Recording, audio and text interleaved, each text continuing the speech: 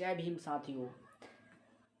हमारे देश में इस कदर अंधभक्ति चल रही है, इस कदर चल रही है कि सरेआम लोगों को पता होने के बावजूद भी वो अंधभक्त के अकॉर्डिंग जिनके आंख नहीं होगी वो इस चीज़ को समझ सकते हैं कि हम ये जो काम कर रहे हैं ये सही है गलत है।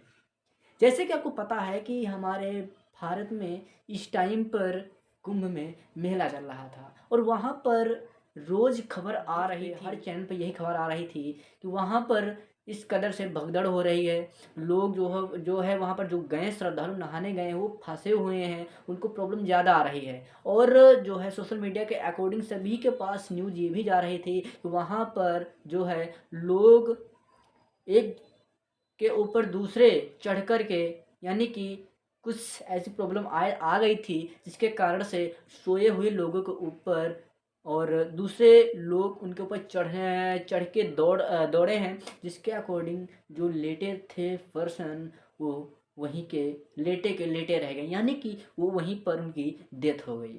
उसके बावजूद भी एक बार नहीं दो तीन हादसे हो गए। उसके बाद सबसे पहले क्या हुआ था, वहाँ पर आग लग गई थी। इसी प्रकार से नदी में कोई डूब रहा है कैसे, मतलब हर प्रकार की वीडियो वहाँ के जो श्रद्धालु हैं, जो लोग जाते हैं वहाँ पर वीडियो बनाते हैं कि वहाँ पर 7,500 करोड़ का बजट पास हुआ था, लेकिन जो सरकारें हैं, सरकार ने इसका जो आधा से ज़्यादा पैसा एडवर्टाइजिंग में ख़त्म कर दिया, यानी कि प्रचार प्रसार करने में ही इसका जो है बजट ख़त्म कर दिया। और वहाँ पर गए श्रद्धालुओं की जो है व्यवस्था अच्छी नहीं होने के कारण लोगों की जान भी चली गई है।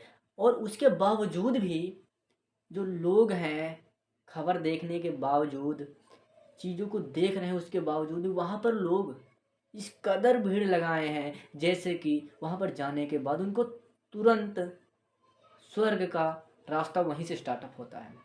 तो मैं आप लोगों से ये जानना चाहता हूँ कि जो लोग को पता है कि स्वर्ग और नर्क की खोज किसने की है, प्लीज़ आप लोग बताइए।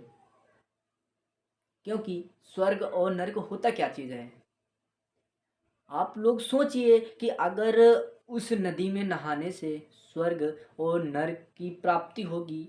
अगर आप नहा लोगे तो आपको स्वर्ग मिल जाएगा, अगर नहीं नहाओगे तो वहाँ पर आपको नर्क मिलेगा।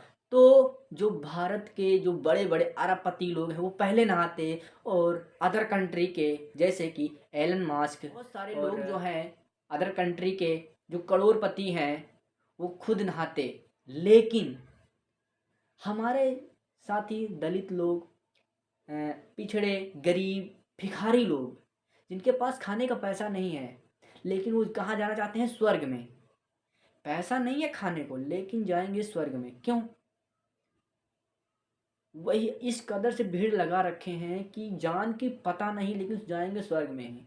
और एक ढोंगी बाबा हैं, बहुत ही ढोंग फैला रहे हैं, इस कदर पाखंडवाद फैला रहे हैं कि एक सीमा होती है पाखंडवाद फैलाने की, वो सीमा को भी वो पार कर चुके हैं। शायद आपको पता होगा कि बागेश्वर धाम यानी कि धीरेन्द्र शास्त्री, जिनके वो अपने अनुयायी हैं, यानी कि वो उनको इस कदर पूजते हैं जैसे कि बहुत ही ज़्यादा पूजते हैं, यानी उनकी भक्ति में लीन रहते हैं हनुमान जी की। तो मैं उनसे ये सवाल पूछना चाहता हूँ कि जब आप इतना लीन रहते हो, लोगों का पर्चा आप खोल देते हो, तो क्या आपको पता नहीं था कि जो श्रद्धालु आएंगे, करोड़ों लोग आएंगे, तो उनकी व्यवस्था किस प्रकार से, कहाँ पर क्या गलती हो रही है उसको सुधारें, ताकि आए हुए श्रद्धालुओं की जो है जो जाने की संभावना है वो ख़त्म हो जाए। लेकिन इन्होंने क्या किया, इनको पाखंडवाद फैलाने से मतलब है, लोगों को बुलाने से मतलब है, इनको उनकी सुरक्षा करने से कोई मतलब नहीं है। तो इन्होंने क्या किया, केवल से केवल निमंत्रण दे दिया और इतने सारे लोग अंधभक्ति के अकॉर्डिंग इस कदर से भीड़ लगा लिए जैसे कि वहीं से स्वर्ग की प्राप्ति तुरंत मिल जाएगी वहाँ से।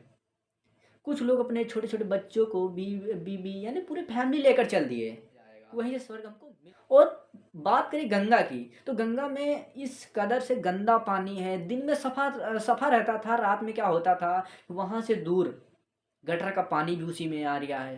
यानी कि इतना गंदा पानी था, इतना गंदा पानी था कि लोग इस कदर से उसमें नहा रहे थे, पानी पी भी रहे थे, सारा काम उसी में ही कर रहे थे। उसके अगर उस पानी को देखा जाए तो इतना गंदा पानी है, इतना गंदा पानी है कि आप पी नहीं सकते हो। लेकिन अंधभक्ति में चूर लोग ये नहीं देख रहे हैं कि उसमें है क्या चीज़। बस जैसे कि भेड़ नहीं होती है, अगर एक भेड़ कुएं में कूद जाती है तो सारी भेड़ें उसी में कूद जाएंगी। सेम वैसे ही प्रोसेस यहाँ पर भी था कि बागेश्वर धाम ने बुलाया। बागेश्वर धाम ने ये भी कहा कि जो लोग गंगा स्नान करने नहीं आएंगे, महाकुंभ में डुबकी नहीं लगाएंगे, वो देशद्रोही है। तो जो लोग हैं नहाने गए थे इसलिए कि मैं हमने तो देशद्रोही डुबकी ना लगा हो ली, जाऊं, वो सब यहाँ नहाने गए थे, बीमारियां दूर वो होती हैं। देशद्रोही तो नहीं और जो हुए, कह रहे हैं कि यहाँ उनकी बीमारियां फैल वो रही हैं, आनंद देखो दुनिया तुम, से ही चले हर गए। जगह हिंदुत्व का तो मैं उत्साह इस पे देखो तुम, टारगेट ये करता हिंदुओं के हूँ, प्रति मैं ये उत्साह देखो तुम। बोलना चाहता हूँ इसलिए कि जो है हर व्यक्ति को बागेश्वर आना धाम चाहिए, की जो बहुत बड़ी नहीं गलती आएगा है वो कि पछताएगा लोगों और ने देशद्रोही प्रचार प्रसार कहलाएगा। किया, बहुत ही ज़्यादा किया, चली गई। हर बार होता था, लेकिन इस कदर से ढोंग फैलाया गया कि 144 साल बाद आया है, जबकि ये हर साल लगता है। तो आप लोगों से ये रिक्वेस्ट है कि अंधभक्ति में इतना लीन मत रहो कि आप जो कर रहे हो, जो लाइफ में करना है, ये सब भूल जाओ।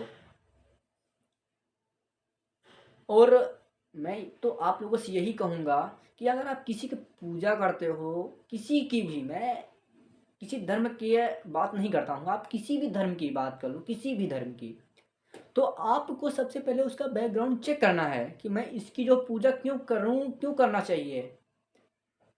ऐसा नहीं है कि हमारे जो हैं पिता के पिताजी उनको मानते थे, अपना भगवान मानते थे, मैं भी मानूं।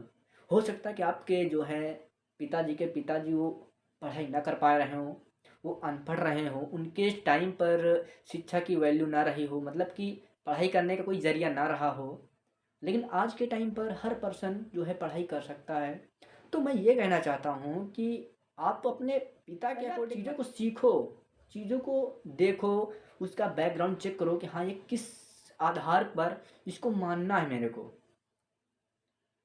तो आप लोगों से यही रिक्वेस्ट है कि आप लोग पहले चीज़ों को देखो, समझो, तर्क की कसौटी पर, फिर उसको मानो। विचार विमल करना ही बहुत ही ज़रूरी है, 101%। तो साथियों, मेरी वीडियो को ज़्यादा से ज़्यादा कि लोगों के पास शेयर करो, ताकि जो लोग अंधभक्ति में चूर हैं वो लोग वीडियो को देख करके कुछ चीज़ें सीखें। मेरा मेन मकसद ये है वीडियो बनाने का कि आप लोग जो है इस कदर से भक्ति में लीन रहते हो, उसके बावजूद भी आप लोगों का जो दुख है वो कम नहीं हो रहा है। तो साथियों, तब तक के लिए जय भीम, नमो बुद्धाय, जय संविधान, जय मूल निवासी। वीडियो को like, share, comment, subscribe, YouTube channel, Facebook, Instagram.